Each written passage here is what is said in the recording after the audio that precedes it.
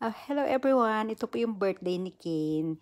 Nung 2 years old siya nito, February 18, 2023. Ako po nag-decorate niyan. Ayan, mahilig siya sa monkey. Ayan, tinadtad ko siya ng monkey. Ako rin po nagpalobo ng mga balloon na yan. Mag-isa lang ako nag-decorate. Ayan, dahil mahilig siya sa monkey, syempre may mga banana tayo. Nahaluan ko ng konting safari. Ayan, yung ano namin. Maganda 'di ba? May mga saging pa.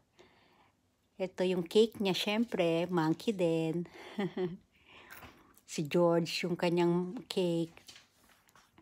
Ayan lang yung napili kong design. Simple lang po siya.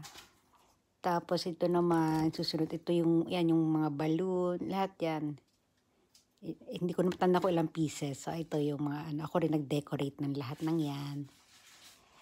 O, pati yan. Ay, ayan. Yan po.